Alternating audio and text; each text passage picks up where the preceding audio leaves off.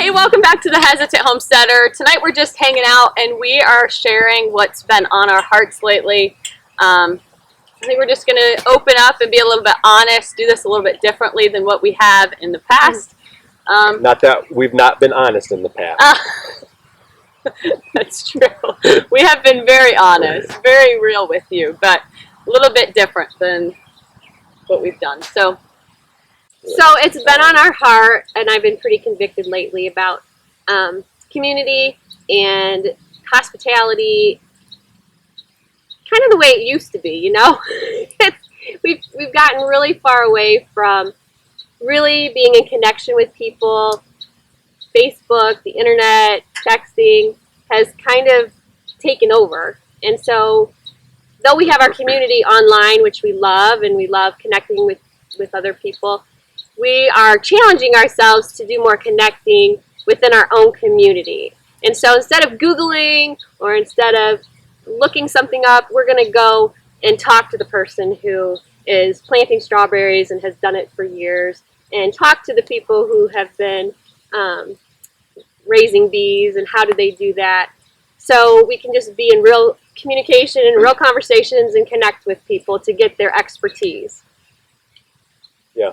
It's pretty easy in this day and age to be kind of self-reliant, or to be like an island onto yourself, kind of like live in a silo, especially as a homesteader, because I could, like, maybe speaking for me, but I think a lot of folks that do this, you kind of want to be a little bit self-sufficient, and you want to say, I want to get everything set up where, you know, if something crazy was to happen, I can feed my family, I can protect my family, I've got my homestead set up where it can really run really well independently. And so that mindset can kind of creep in to where you shut the world out, and it's really easy, just like Joanna said, I can look stuff up on the internet, I can go to the library and get a book about it, but I think the reality is self-sufficiency to a lot of degrees is really a myth. I mean, we're all insufficient in ways, and we really should really work on building a community of strong relationships where we can have interactions with each other where, you know, you're independent, but you can rely on one another, and we come together as a community in times of need. And that is, you know, stronger than pushing people out. I think it's really easy as a homesteader, especially, to fall into this mode of, I'm good. I like it here. It's quiet. It's our happy place, and we don't need to venture out. We can just kind of be loners, and we can be semi-happy that way. But the reality is that God calls us to be in community with people and to have relationships and to build that up. So I think we've been really convicted lately to just reach out to the people in our community and to find those that are kind of the experts in the area and learn from them.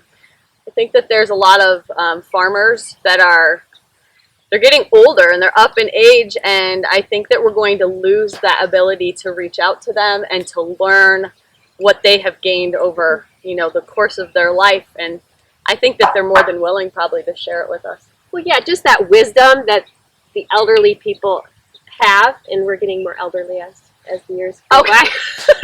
We're almost old. Yes, we're almost. We're decrepit.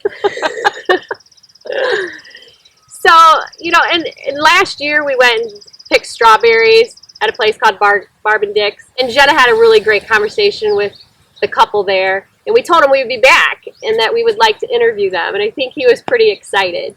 Yeah. To be able to share his wisdom, and for us as the younger generations to really just absorb what their knowledge and their wisdom is, and to appreciate that. We've kind of lost that.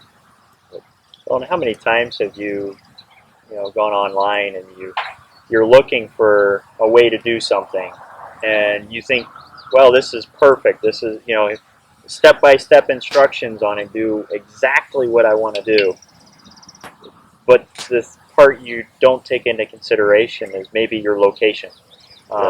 You know, it's like maybe that person, yes, it's close to your climate, but it might be just far enough difference that what you do doesn't work compared to what they did, and it was flourishing.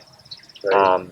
So what better way to flourish than to, go next door, go 2 miles from your house, and you find that farmer that he's done it for 50 years and been successful, and there's a reason he's successful. He's probably tried a lot of different things And failed. and failed. Yeah. And if not that I don't want to fail, because I think I learn more myself from failure than I do from success. But if you can, especially when you're starting out the homestead, if you can kind of curb some of those failures and learn from other people, you're going to make enough mistakes on your own. Yep. Yeah, I'll have plenty of learning experiences from my own failures.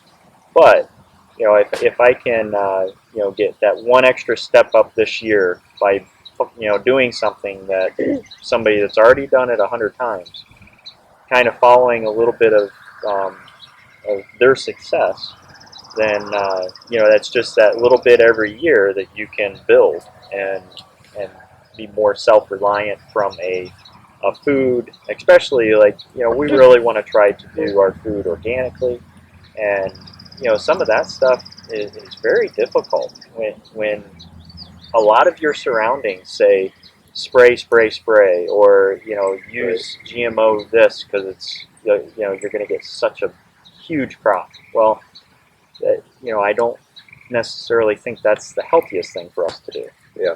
So learning from people's mistakes in that regard, I think, is huge. I learned how to can from our pastor's wife, actually, and I could have gotten a book, and I have the books, but to have her standing there and showing me how this works, and I learned much better that way. It goes so much further. And so I think the goal here is that we're going to try to just learn from people instead of the typical sources. I mean, I'll still look some stuff up, and I still like my books, but I think what we're all in agreement is we want to make an effort to reach out and form connections with people. Be engaged where we are, definitely.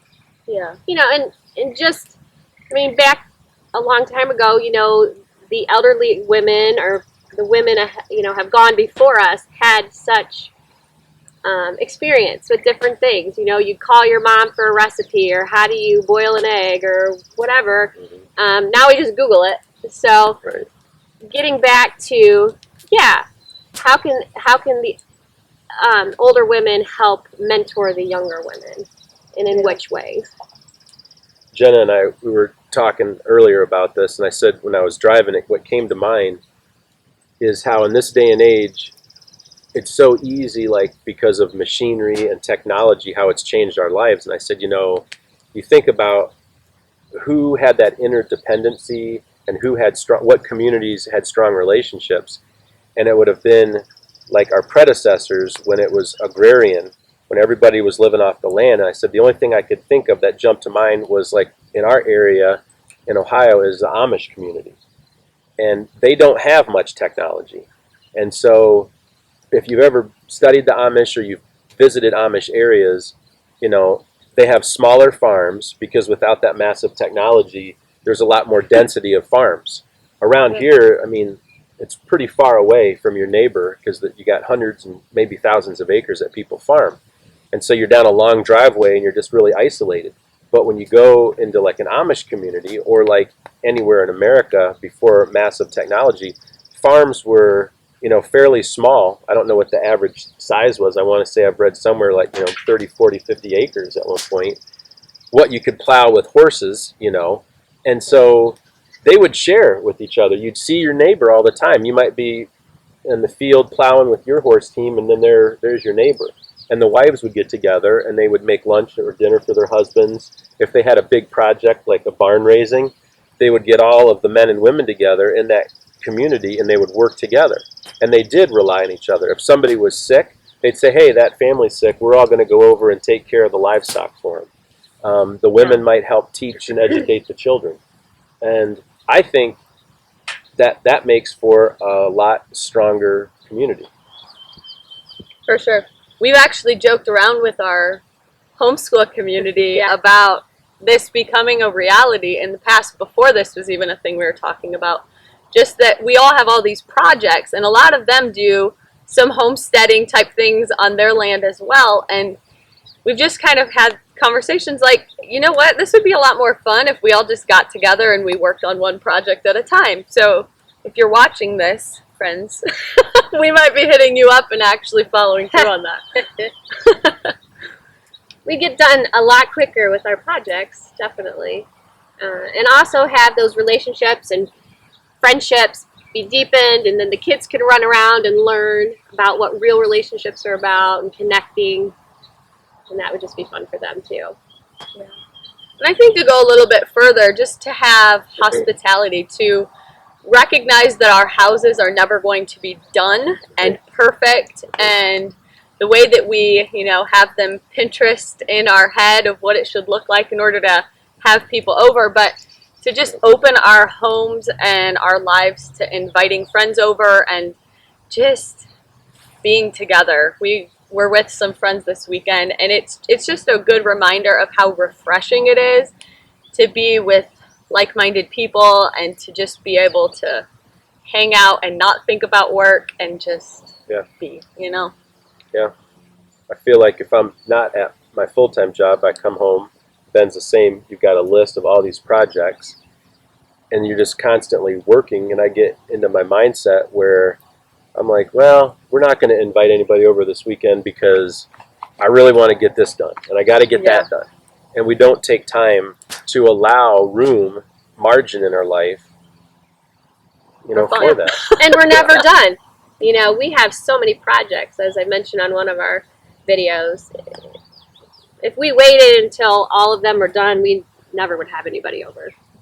When I was with Anna this weekend, she was saying her mom grew up kind of doing homesteading things as well, and they have a bunch of kids, and Anna keeps waiting for the list to dwindle, and that, you know, there's less things to accomplish, and her mom's like, it doesn't ever happen. Like, so it's a myth. You have to be willing to just put it aside. Be intentional. And be intentional. And we were created to be in relationship. We really don't do very well on our own. So to be in connection with other people is going to revive us, like Jenna said. It's going to inspire us. It's going to allow us to be in community and be doing things that we wouldn't have thought about doing otherwise. Yeah. I think that goes for our homeschool group as well. It's like you can homeschool and be on your own and be isolated and live in the country and do your thing, but having a community day each week where we're together with friends and we're in community and we're learning together, and I don't know, it just keeps me going. I don't know that I could do it without support. Yeah. We're refreshed then and ready to be at home the next day, and good to go. So plus the food's normally pretty good at gatherings. it is. It is. I'm all for a good potluck. Yes. Mine is all the food allergies. Yeah, all the food. You know, and I was talking to Chuck too about just Little House on the Prairie. He was talking about that's what it reminds him of. You know, we think we're coming up with some brand new idea, but it's really just getting back to the basics. So having dinner together every night and having those conversations around the dinner table and learning what your kids are doing and having that opportunity for them to share with us. Yeah, because that's, I mean, for me, that's what prompted us to really change and to go off on this adventure is getting back to the basics. I couldn't stand living in town in a small postage stamp size yard.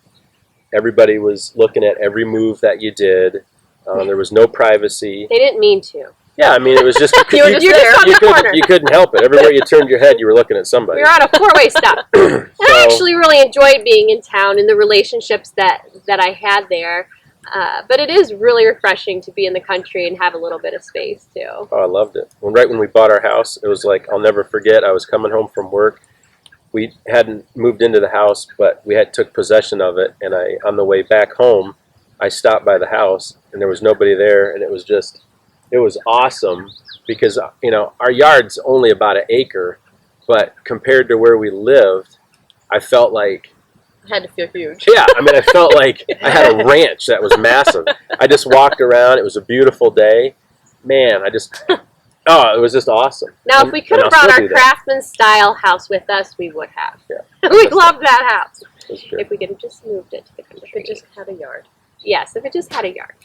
But making this come full circle, like with relationships, going back to the basics for me meant, you know, not only having relationships with my neighbors and, you know, other people around us, but with my own family. You know, it's really easy. We all live, you know, you guys are probably the same. I mean, you're here with your kids, but yet you can go all day sometimes, and you're so focused on either in the garden or writing a blog or editing a video, or like Ben and I will go cut firewood, and I'll find myself and I'll feel guilty about it afterwards, and I'm like, I did this so I could be at home and spend more time with my kids, but I'm pushing my own family away. So we were kind of talking, and I said, I want to put the home back in homesteading, you know? Yep. And they love being creative. They have come up with the craziest, most amazing things that they do. They created a putt-putt course in our yard. Other friends of ours have been like, wow, your kids really come up with a lot of stuff. You know, I have a hard All time day. getting my kids out of the house off the technology. Yeah. And so we're really just grateful for those things. Yeah, I mean, I'm definitely not anti-technology. No. I think we all need to be more intentional about the relationships that we have. You know, I have a 94-year-old grandfather, still pretty good health, and you know I think there's so many years that have passed that I've missed opportunity to have those conversations with him. Yeah. And so that's one relationship that I'd really like to you know, to grow and learn from, because he is, you know, he's I mean, I don't want to be I guess fake about it. I mean, I say he's done everything. I think he actually might have. He travels. It's like Forrest Gump, man. He is something else. Yeah, I mean, he's fought in wars, he's hunted, he's farmed, he's been an antique dealer. Builds all kinds of stuff. He Goes to Alaska to fish. Yeah, like Alaskan a year fishing ago. trips. Yeah. You know, Busy he guy. builds toys. I mean, just all kinds of things that, you know. We need to suck him of his knowledge while we can. That's right.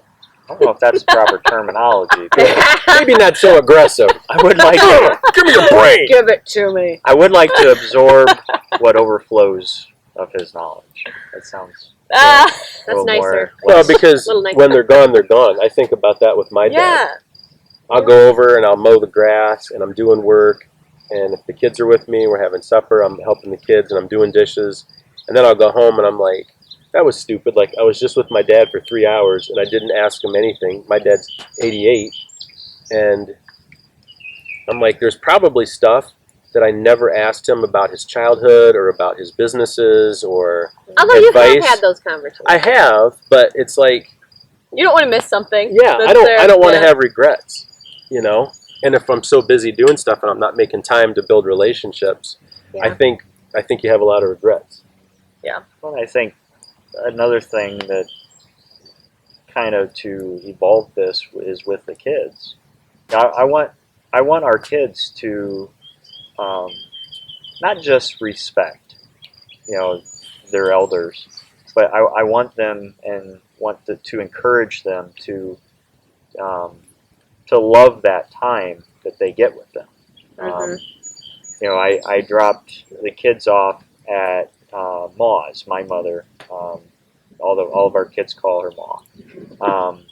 And I dropped them off so that we could kind of sit here quietly to think through some of this stuff, and you know, it's just a great opportunity and a great time to, when you drop them off and you see your 3-year-old just run up Yeah. to Papa and, you know, just so enthusiastic, and not just to give them a hug and run away and play, a video game, or even be outside on a swing. Papa, when I dropped him off, Papa was working on his tractor. So Nolan, one of our little ones, where do you think he was? Right behind him. Papa, what are you doing? Papa, can I help? Papa, so I'm like sure stuff Papa like, was so excited. yeah. Sure. Go get me a drink of water. Take your time. So, Sounds but I like mean, just He that. does. He loves it. That I want them to, like I said, not just respect, their elders and people that have more knowledge than them about certain topics.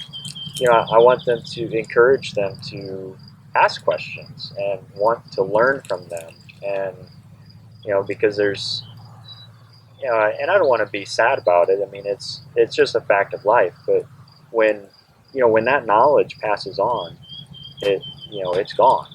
So, there may be somebody else in your immediate connections that might have a similar experience that maybe they could help with, but that experience that your mother, your father, your grandfather, your neighbor, somebody at your church, you don't know what they've been through and what experience they've had, until you sit down and have that conversation. Right. And I think to your point and what you were saying about being called as Christians to be in relationship and be in community, it's because we need to look out for one another. I mean, I think God made it like it's a built-in support network. Mhm. It's not always about, and it shouldn't be really about what we can get out of relationships. We should look at like, how can we give? And if we all did Yep. that, people would be pouring into us. We'd be pouring into them. Maybe individually we don't have enough, but together we've got it all. We have more than enough. Yeah. And Yeah, and just to lean on each other when somebody has a loss or they're grieving, to be there for them. yeah, So to kind of sum this up, we want to kind of start a collaboration, I think. We have some of our friends that we have met through YouTube. And some of you we have met in person, and it just makes it so much sweeter. Like, we love the relationships that we've built through YouTube and through our Instagram and things, but there's just something special when we actually get to meet them in real life and be together, which I think is why so many people are excited to go to Homesteaders of America, to actually be in community with these people and to meet them and to hug them and to just, know who they really are. So, why are you laughing at me? I don't know. I'm just trying to think who I'd want to hug. I don't know. Oh, I have a lot of people I want to hug, Chuck. All right. Watch out, people. She'll be hugging you. Watch out. If you're a hugger, you'll be okay. So anyways, we want to tag some of you, and our question to you is, what does community mean to you? Why do you think that it's important to foster relationships and to just be in constant relationship and be intentional with people? Just tell us what that looks like in your lives. So we have some people that we want to tag. So first, Jess from Roots and Refuge. Come on, Jess. Stivers. We know you'll pull through. Jen and Zach Stivers from Stivers Homestead. Brett Broussard from the Broussard Homestead. And Michelle from the Farm Life Outfitters. So we can't wait to see what you come up with. Yeah, we're excited. How's community blessed you? How have you been able to bless others? What does your community look like? What would you like your community to look like? And, And what ways you can go about being intentional about relationships. growing that. Yeah. And growing relationships. Cool. So you got it. All right. All right. That's it. We'll catch you on the next one. Thanks for watching. See ya.